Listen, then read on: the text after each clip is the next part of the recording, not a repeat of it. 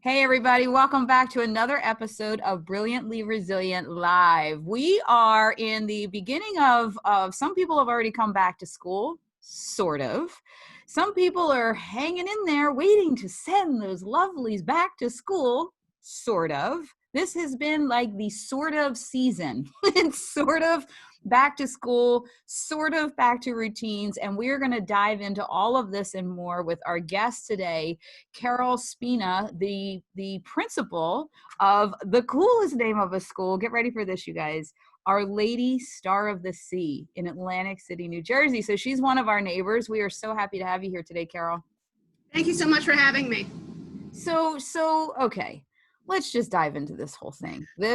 Are you guys now your school is what grades? Our school is pre-K 3 through 8. Oh man, so you've got the little ones, you've got the ones that are like, the middle school years, you just run the gamut. So that's like, we could probably do a whole summit. Yeah, that's true. That in and of itself. But in these times, particularly managing all of this stuff, we'll get into this later, but you had another situation where the school itself was in jeopardy prior to the Corona stuff. So you have a whole plate of things that you've been handling. Yes. Okay, so Carol's a resilience expert. We're going to learn from her. Just teach us how to come back from all these sucker punches. Let's start with before the pandemic, the stuff that you had to handle. So before the pandemic, I was brought in because over the years, there was a decline in enrollment at the school. Also in, funding and marketing and things of that sort. Part of the issue was so many of the casinos had closed. So many of, that was when a lot of the enrollment really went down. So the former principal that was here for, oh my goodness, Sister Seamus was here for a long, long time. She's a legend, I think over 40 years.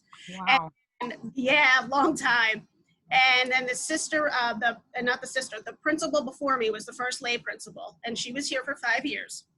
Then she retired, and then I was brought in.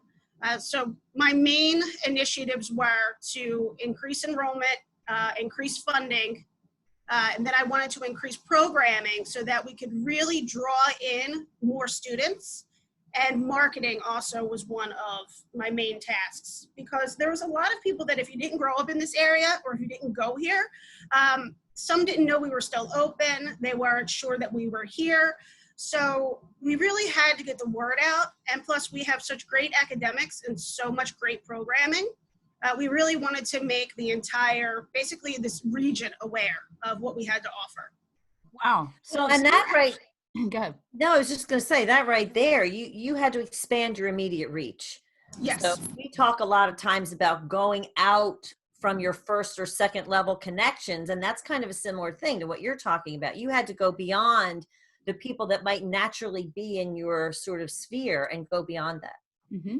Very true. And that was not only for recruitment for enrollment, but also for increased benefactors and funding. Also, really, one of the main tasks also was to partner with a lot of our community partners, because a lot of us we found were doing the same thing, and putting us all together, we could combine funding and we could always and also increase our reach as to what we were doing.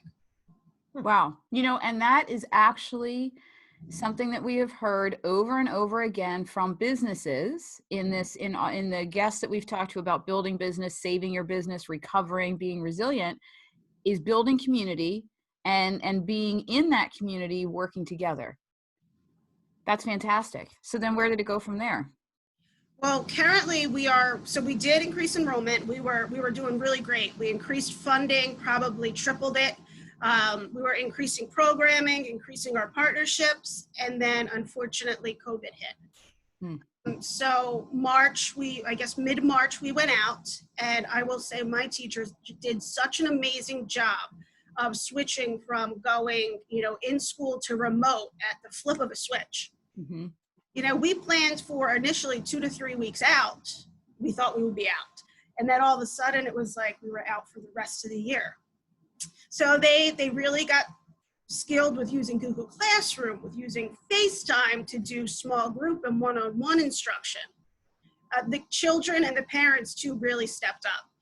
they were attending their online classes. They were going above and beyond. Wow. Marketing even increased during that because we made sure that every morning we still did morning and afternoon prayers that were recorded. But we still had the kids send in activities they were doing with their parents or visuals of the work they had completed. And it wasn't only about just academics. It was also about social and emotional learning and resilience and getting through this time. Wow. I would imagine that that would have been a skill that like leaped to the top of your, you know, your kind of curriculum. And it's a skill that's not necessarily one that's really taught on a regular basis. At least it hasn't been up to this point. At least it hasn't been named, but I think we'll see a change in that going forward because clearly, as you said, no one expected this and no one expected it to last as long as it did. So resilience is going to be something that you're probably going to have to work into programs from here on out, I would think, right? Exactly. And that was something that we were already working on implementing was something called responsive classroom and also the social and emotional learning piece. So this really gave us the drive to make sure that it kind of accelerated our implementation. So every single morning we will open up with a morning meeting and basically take the temperature of the children as to how they're feeling that day and how to address different situations like this and what have they been through and what are we going through? How are we going to move forward? Basically, you know, in this time, luckily kids are resilient, fortunately enough, but it's imperative to teach them those skills so they can bounce back. So I'm hearing something, I have this visual in my head and you just gave me all the feels because as we go into like my Michael that went back to Penn State needed a haircut before he went back because, well, we'll just leave it there. He needed a haircut. We were going into caveman mode because he had not been in public. And before entering into that salon, they took his temperature. Like they're taking your temperature at every business before you're allowed in. And you just said you're taking the temperature of the kids to see where they're at emotionally. Like that is what I think we really need to land this plane here for everybody listening, because yes, we're trying to keep them in their routines and keep them busy and keep them on their educational goals. But Mary Fran and I are working round the clock talking to school districts and stuff because we're so nervous for that emotional piece that we seem to have pushed out of schools except for little special programs. And to hear you building it into your entire curriculum makes me just want to just drive down the Atlantic City Expressway and hug you. Oh, thank you. I mean, and we're lucky enough that, you know, part of our mission is Catholic identity and faith. So we're always addressing that social and emotional learning piece. I think it's now just even broadening that connection and doing it across the board throughout every single subject, which we've already tried to, you know, which we already are implementing, but even make it that much more of a priority. Yeah. You know, I loved what you were saying about the idea of the responsive classroom, because right then and there, you are signaling to your teachers and your children that every day is not the same. And that's the way life is. Every day is not the same. Every minute is not the same. Every hour is not the same. So to encourage them to recognize that right off the bat and develop skills that allow them to maneuver through change is so important for kids. So important. I mean, if a child comes in and they had a rough morning or a rough evening, or God forbid, you know, they just went through a case where, you know, their grandmother, their aunt, or their mom had COVID-19 in this day and age. If you don't know that, you know, first thing in the morning, because that child's not always going to tell you. And sometimes even in that morning meeting, they may not tell you. But once they feel more comfortable with, you know, maybe for the little ones going up and it's saying, how are you feeling today? And they might put a smiley face, or they might put a, you know, so-so face, or a, you know, they're not so good today. But the teacher immediately knows, I have to pull this child aside, find out, especially if it's a sad face, what's going on, and do I have to bring in other resources within the school or outside the school to address this child's needs. So it's Wow. really it's a community effort. You are addressing the needs of these kids as a community. And not, you take it, of course it's within the classroom, but you're building these systems. And I would venture to guess that they've already been in place to a degree. But Yes. because of the times we're living in, you're seeing the need and the importance of making that part of every single day in school.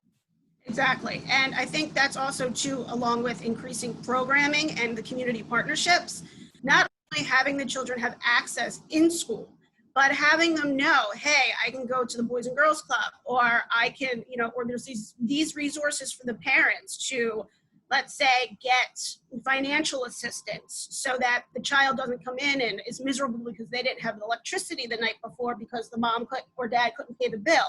So you really have to think about it, addressing the child as a whole and the family as a whole, and working together as a community to meet the needs of everyone. Wow. We talk so much. I mean, it's all over the news. It's the biggest part of our conversation here about kids and helping them be resilient with the school stuff. But your teachers, I mean, that's got to weigh heavily on you too, that they're the conduits to help the kids in resilience. So what kinds of things are you doing do you guys as a school do to keep the teachers sane and safe? That is something that we're really addressing this year too, even over the summer.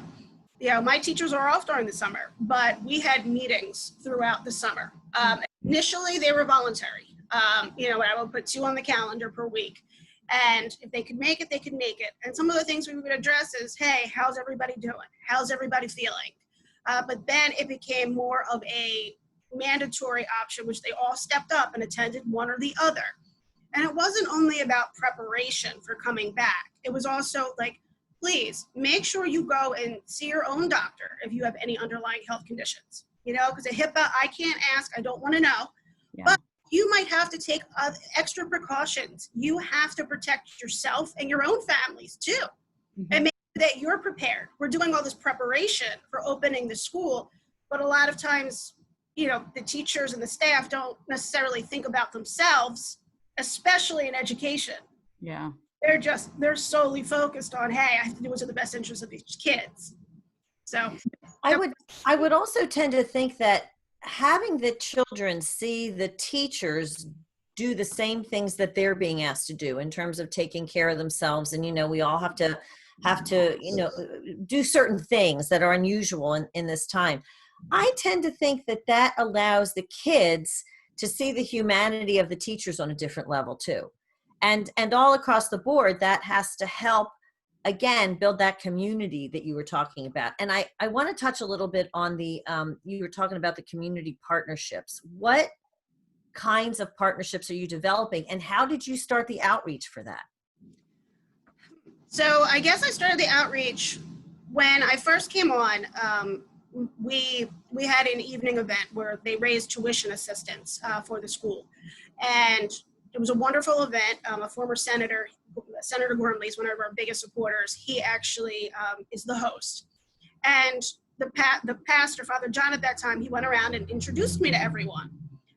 So whoever I didn't know already, and, got in conversations with them, made sure to switch business cards. Some said, hey, like Stockton University had been over to the property before about building a community garden. I said, oh my goodness, I'm dying to do a school and community garden. So within 2 weeks, I was over there having meetings, and now we already have 15 beds built. We have 10 benches that we just built 2 weeks ago. So I think it's very much not only like making those connections, getting the information, finding out what your common thread is or what your common goals are, and then making sure to take action. A lot of the problem. That's our favorite word. Yeah. That's our buzzword. You gotta do know that. You gotta do something about it. All this talking is pretty, but you gotta do something about it. You can have a whole ton of business cards or however, scan them in your phone, whatever you do. But then if you don't reach out and make those connections, especially with very busy people, it's never going to grow.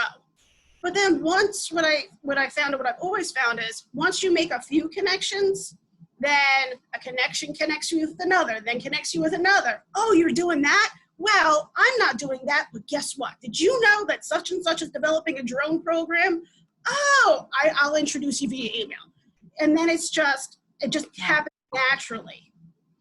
Oh my That's gosh, you're saying all the stuff that we love to talk about, all those things that and people, I think the key here is that people tend to think when they see big things happening in a place, they tend to think it's all started big. It doesn't start big. It starts with these little tiny relationships. Yeah, it starts with not a handshake anymore. It starts with a fist bump or an elbow bump. 6 feet away, hi, that kind of thing. But it starts with those little things.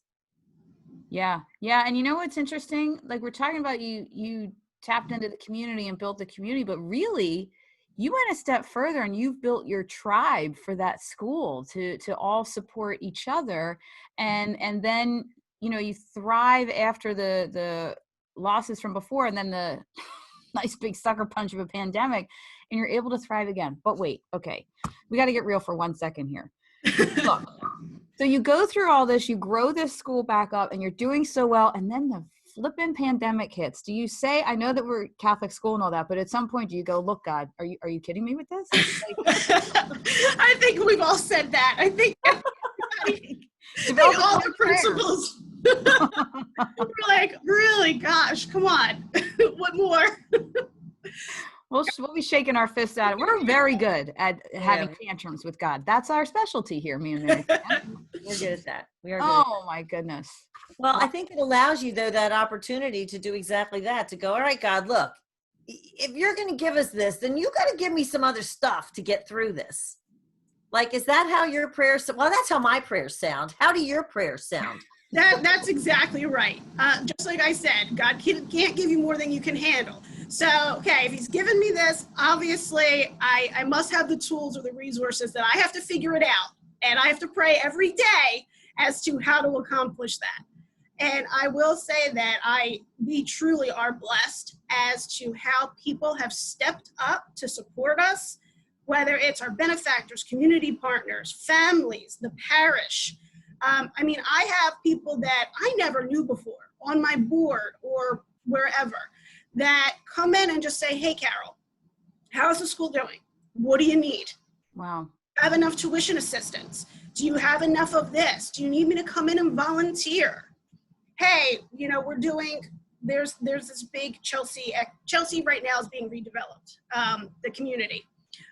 So that's another aspect. We're doing a lot of partnerships with community partners through some of the redevelopment of Chelsea, which is allowing us to increase the partnerships, but also increase the programming and resources for not only my children, but for the parents and for the community and parish. Wow. So all of these things, even though the pandemic happened, we were working on all these things to begin with, but they haven't stopped. We continued. We're like, when we can, we will, but we're not going to stop. I love that. When we can, we will, but we're not going to stop. That is a perfect way to end right there and land that. That is absolutely fantastic. I am so happy that our networks crossed. I can't even remember how it happened, and that that you've graced us with your whole journey here today, because this is, and I don't think it's any coincidence whatsoever that we've been trying to connect, and here we are connecting right at back to school when everybody is on heightened, oh my gosh, is this going to work? Is it not going to work? And you're proof that, look, I love that you said it, that God doesn't give you anything you can't handle, but it's on you to tap in and say, what are the tools that he's given me that I got to put into play now? That's magnificent. Thanks so much for the work you do and for coming here today. Thank you. I greatly appreciate it. So now, how can people find out more about you? I'm assuming you guys have a website where we can just see what you're up to, and if anybody is involved in any way, we want to encourage them to do that. Yes, please do. I have open door policy. Any way anyone can help, I greatly appreciate it. Our website is www.olssac.org. Okay. Awesome.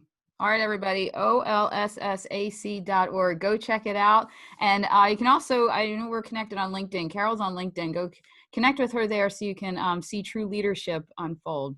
Thanks so much for being with us, and happy school year. Thank you so much. You have a Take pleasant. care, Carol. This was great. Thank you. We'll talk to you again, I'm sure. I appreciate it. Bye-bye. Bye now.